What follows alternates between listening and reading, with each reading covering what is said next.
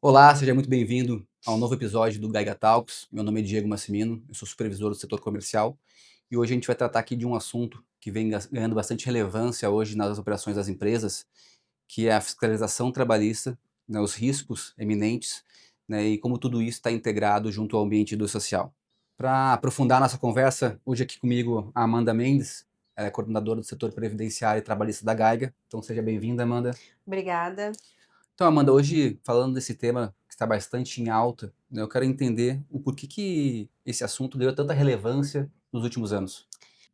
A forma de fiscalização, ela mudou, né, de forma muito drástica, porque anteriormente a fiscalização ela acontecia de forma física e a empresa ela precisava, de uma notificação para poder ir até o Ministério do Trabalho e levar a documentação para comprovar, né, ou ir ao auditor fiscal até a empresa fazer essa fiscalização de forma física também. Hoje isso não é mais necessário, não que não aconteça, não que não ocorra esse tipo de fiscalização, mas hoje a fiscalização ela acontece de forma automática, né, diante aí da fiscalização do E-Social, porque dentro do E-Social já tem uma base de dados para esses órgãos fiscalizadores, principalmente o Ministério do Trabalho, né, que é o principal hoje que fiscaliza aí o âmbito trabalhista. Então, a fiscalização hoje ela é baseada em dados em tempo real, é isso? Exatamente. O que antes se precisava de documentação física, hoje não é mais necessário. Então, toda a base de dados de uma empresa, ela está dentro do ambiente do e-social, seja no âmbito trabalhista, seja no âmbito fiscal, seja no âmbito tributário.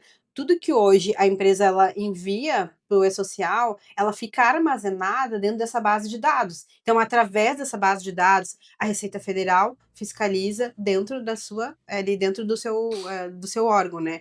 O Ministério do Trabalho da mesma forma e a Caixa Econômica da mesma forma. Então, eles conseguem ter acesso a essas informações antes mesmo de fiscalizar. Então, eles têm acesso, fazem esses cruzamentos e depois notificam essas empresas aí solicitando esclarecimentos. Me diz uma coisa, na prática, quais são os principais impactos dessas mudanças do social para as empresas? Hoje, os principais impactos para as empresas são as fiscalizações mais frequentes, né? O que se acontecia em um tempo aí mais demorado ou talvez não tão frequente, ele acaba acontecendo de uma forma mais frequente, mais eficaz, né, e mais transparente, porque os dados que hoje eu alimento o sistema do social é como o fisco entende que é como a empresa opera, né? Então, se eu estou informando para o e-social que eu pago de tal forma, uma determinada verba, o fisco vai entender que eu pago de tal forma, mesmo que eu faça não de forma contrária, mesmo que eu documente, que eu envie de forma incorreta e que eu faça de forma correta. Então tem que existir uma gestão muito clara do que está sendo documentado, do que está sendo informado também aí perante o e-social. Me diz uma coisa, Amanda, quais os principais erros, né, que mais acontecem ou que acontecem com mais frequência nessas análises? Os principais erros, né, que a gente consegue identificar, que as empresas acabam trazendo aí com mais frequência para o âmbito do e-social, são erros de funções, né, diversas, cargos diferentes, folha de pagamento, incidências de rúbricas, né, como um setor de folha de pagamento pode existir diversas pessoas ali movimentando o mesmo setor, e diversos, prestadores de serviço também pode acontecer, então cada um tem uma interpretação. Então eu posso interpretar de uma forma, outra pessoa interpretar de outra forma, e todo esse histórico ele vai ficar armazenado na base de dados do e-social. E o que a gente vê é que as empresas pensam assim: "Ah, hoje eu estou regular, hoje meu ambiente, a minha folha, as minhas documentações estão tudo regulares". A gente tem auditoria, mas e o passado, né? Como é que está esse passado? Ele foi visualizado, ele foi revisitado, ele foi ajustado? Porque é isso que chama atenção. É isso que vai trazer uma fiscalização aí tanto trabalhista como fiscal para dentro da empresa. Então, Amanda, quando a gente fala de mapeamento de risco trabalhista, o que isso significa na prática hoje para operações das empresas? O nome por si só, né, já traz aí um grande reflexo. Mapear é olhar, né, olhar para dentro, é eu entender como está e como eu devo estar. O mapeamento de risco trabalhista, ele vai trazer para a empresa uma mitigação perante ao fisco, onde eu devo olhar para o meu ambiente interno, que é olhar para a folha de pagamento, olhar os contratos, revisitar os contratos, ver se eles estão de forma adequada. Hoje a gente vê a prática, né, aí no nosso mercado de contratos genéricos, né. Eu contratei um colaborador, meu sistema faz um contrato e eu vou lá e faço. Eu acho que a gente precisa entender o que para que aquele colaborador ele foi contratado, qual é a função que ele efetivamente exerce, né. Eu também devo entender se hoje dentro da minha empresa existe uma política, de pagamentos, de descontos, porque eu vejo muito nas folhas que a gente trabalha dentro do setor ali, que existem uma gama muito grande de descontos e muitas vezes não está previsto em contrato, então isso também vai trazer um risco de uma reclamatória trabalhista para a empresa. Então, o início é olhar desde a contratação, a admissão, se o exame ele está adequado, se o contrato ele está adequado, né. Mesmo que a empresa hoje ela não seja uma empresa que tenha muitos colaboradores, que possua aí um plano de cargo e salário, ela ter muito bem estruturado qual é a função que aquele colaborador ele vai exercer. É muito importante ela primeiro entender qual a função para que isso esteja muito bem alinhado dentro do seu contrato, né. Os descontos estejam todos previstos, as políticas elas têm que ser claras, né. Se a empresa ela tem regras, ela precisa ter um manual de conduta, um manual de regras, que esteja claro para o colaborador também, isso de forma disponível, tem que ter uma data de validade, ele tem que ser válido, tem que ser um documento válido para quando um colaborador no futuro ingressar com alguma ação trabalhista, a empresa não seja pega de surpresa, né. "Ah, mas tinha regra", tá, mas onde essa regra ela existia? Em qual documento?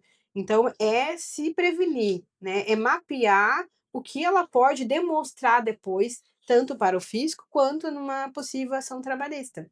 Além dos regramentos internos, a questão ali dos contratos, olhar também para a folha de pagamento. Como é a política do pagamento de uma determinada verba e como eu envio para o fisco essa configuração, né. Isso é muito importante. Muitas vezes as empresas elas às vezes por diversas ali entendimento, muitas pessoas tendo um entendimento diferente, acaba configurando os pagamentos das verbas de forma equivocada, né. Eu ouço muito a palavra bonificação. Vou trazer um exemplo que eu acho que fica mais claro, mas a legislação hoje não prevê bonificação. Aí eu entendo que a bonificação ela tem que ter incidência. Aí o meu colega entende que a bonificação não tem que ter incidência, tá. E aí como é que vai ficar, o meu âmbito tributário e como vai ficar depois a declaração de imposto de renda de um colaborador que deveria reter o seu imposto de renda na folha e não foi retido? Depois vai aumentar para ele o tributo. Onde eu, como, principal, porque eu sou o empregador, eu deveria já reter esse tributo. Então são diversos pontos que eu preciso olhar para dentro da minha operação. Além dessas informações contratuais, eu também olhar para o meu ambiente, né, se ele está hoje adequado para abraçar aquele cargo, aquele colaborador, fazer a gestão realmente de cada cargo e salário, de cada colaborador dentro da empresa. Não só da documentação, mas como eu envio essas informações perante ao fisco. Esse é um dos pontos principais aí do mapeamento de risco trabalhista. Mas aí não se prende só nisso, né. A gente também vai aí analisar, dentro de cada empresa ou hoje quando eu vou fazer um trabalho, quando a gente vai elaborar algum parecer ou vai elaborar algo que vai comprometer a empresa, nós vamos muito a fundo, nós vamos entender além do processo, documental, como é realmente exercido na prática, cada contrato que está sendo analisado. Então, pelo que eu entendi, a ideia de verificar a questão desses riscos é antecipar qualquer tipo de vulnerabilidade que a empresa possa ver ocorrer na parte trabalhista. Exatamente, né, aí a gente volta aí para o E-social, ele engloba toda essa parte trabalhista, fiscal e tributária. Então, a partir do momento que eu tenho essa mitigação, que eu consigo identificar aonde eu posso estar ajustando as informações para o fisco, eu vou ter aí uma certa segurança de que eu vou estar regular perante o fisco. E para que eu consiga ter essa segurança, eu preciso ter uma gestão desses dados, né. Como hoje é elaborado essa documentação? Existe um plano de ação também? Além do documento elaborado, tem que existir um plano de ação, né. "Ah, hoje quando eu contrato um colaborador, como que é feito esse contrato?", né. Ele é um contrato que já está pronto? Ele é um contrato que ele vai ser elaborado de acordo com a função que aquele colaborador ele vai exercer dentro da empresa? Então isso é muito importante.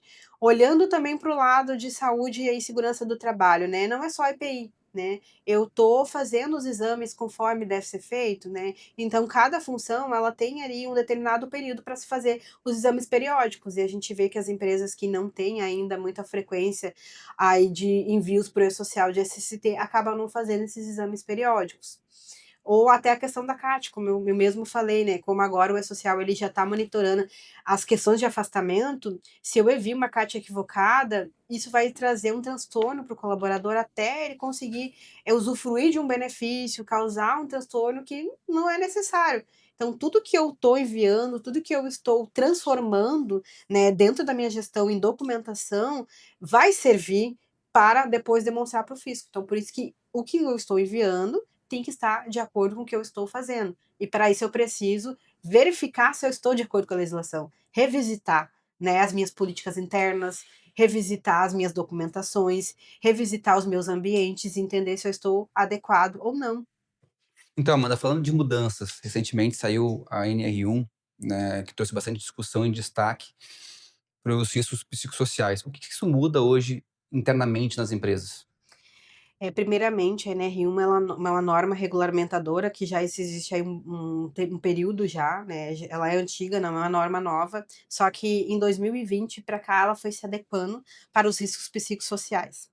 Hã, o PGR, né, que é onde vai ali escriturado essas informações para o ambiente do social, ele já se tratava ali dos riscos ergonômicos, né, de questões mais internas, e como eu exerço a minha profissão dentro da empresa. Mas os riscos psicossociais, ele foi introduzido dentro da NR1, porque foi, enxergada essa necessidade, né, então foi desenvolvido por conta disso. Hoje, o número de pessoas que se afastam aí com doenças relacionadas à saúde mental é muito alto, né. Então a NR1 ela veio para regulamentar e para fiscalizar.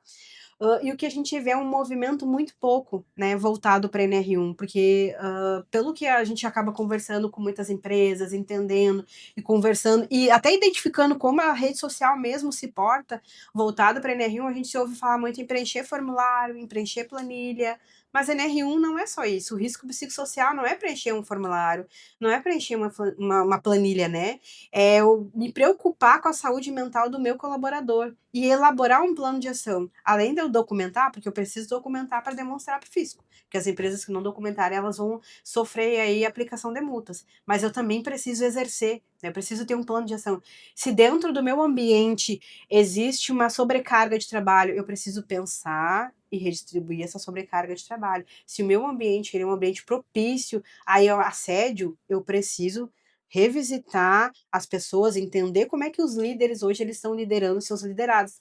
Então, isso também faz parte de um plano de ação. Eu ofereço hoje, dentro da minha empresa, um ambiente saudável para meus colaboradores, então, através tem diversas ferramentas que, além de eu fazer o preenchimento dessas planilhas e desses relatórios, eu posso trazer aí uma saúde mental mais adequada para o meu colaborador. Então, a NR1 ela quer regulamentar isso. Foi para isso que ela veio. Mas esse é um assunto um pouco, um assunto bem que a gente pode aprofundar um pouco mais, porque ele é um assunto muito amplo e aí tem diversas frentes que a gente pode trazer aí voltado para esse assunto.